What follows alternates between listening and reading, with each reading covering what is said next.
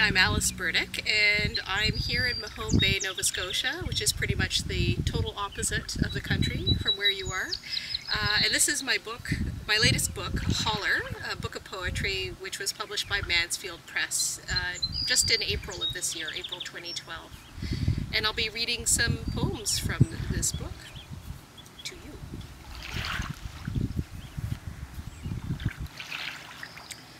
Nothing fancy.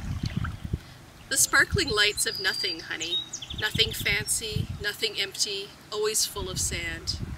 Hands through grains of former humans. Petrified logs submerged in water. Remember the forest as the trees yawn into bright fire. Compressed grains of bile and treasure, a cake, if you will, of creation. Simpering birds on the veranda, aiming for the desired field guide photos. I want to be a special bird. What does the moon mean? Where does the air fly when it's all breathed out? No regret. Oh yes, I meant to say goodbye, but there was no time.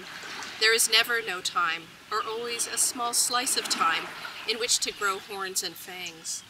Leap out into the past, arms open in a kite way, breathing storm clouds and false hopes.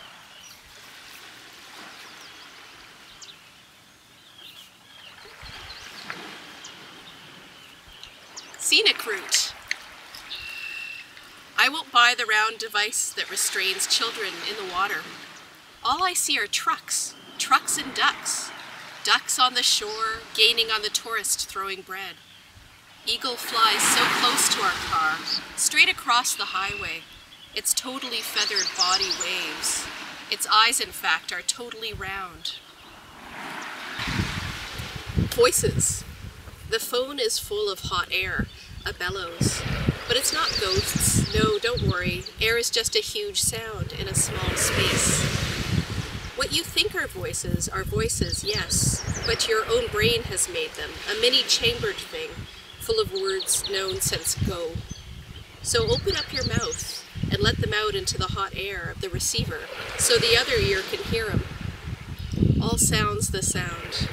Peel back the outside and make it inner. Heartbeat, steady, crash. Generational. There is a ghost in the air, just hanging there, exacting sound like a blade.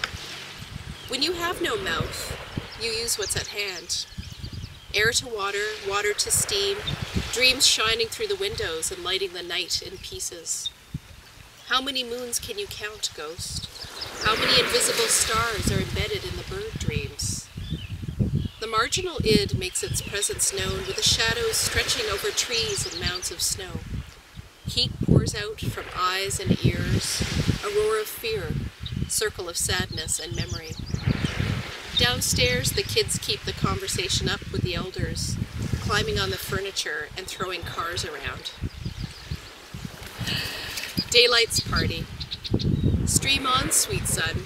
Illuminate the strange limbs, fallen eyes, cold hands from lost mittens, the sharp fuzz of eyelids covered. Smoke of light, golden bridge of daylight, leaves fall on the concrete, enormous sound of nothing. Freaky falling leaves show the passage of time down along with our spines, down into our feet, then the ground. Ah, it's a sweet composition, the fiesta of decomposition. Party into the basement fire, or creeping mold. Vague counterculture, meaning the cups keep hitting the floor.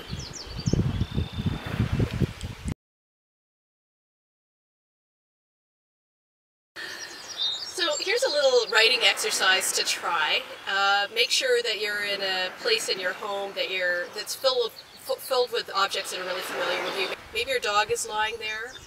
Imagine that you are your dog. Describe your hopes, your experiences. Write them all down. The things that you despair of as a dog, the things that you love, just what you think about. Or maybe there's a special rock that you hold dear. Pretend to be that rock. Write as that rock. And write wherever that takes you. So the idea here is that you're writing outside of your usual frame of reference, the things that you're comfortable with, so that you can write beyond the things that you usually write about. It's easy to get sort of caught up in those tropes, and this way you get this wonderful point of view that can suddenly clarify your own point of view as a writer too. So you have these other worlds that you can talk about. It can be quite illuminating and very enjoyable as well. So another book that I'd really like to recommend is by Lance LaRocque. It's called Vermin, this book. And it came out in 2011 through Book Thug, which is another small press in Canada. And Lance is another poet from Nova Scotia. He lives in Wolfville. And this is his first full-length collection of poetry. I'm going to read the back of the book just to give you a little bit of context here, or description. Vermin is a collection of diverse, matter-of-fact daydreams about body parts, money, family life, murder, children and animals.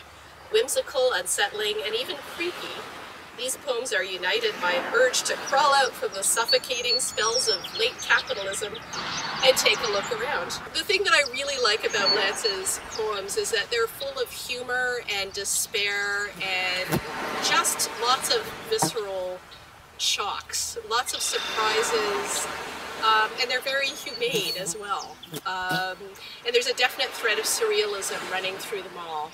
I think you might enjoy them, so I suggest you check out Burdick.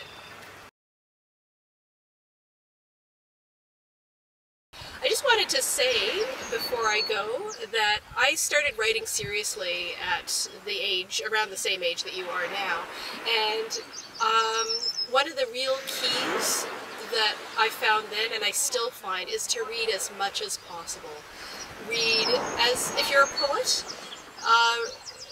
read as many different types of poetry as you can lay your hands on and absorb them, even things that you don't think you might necessarily like.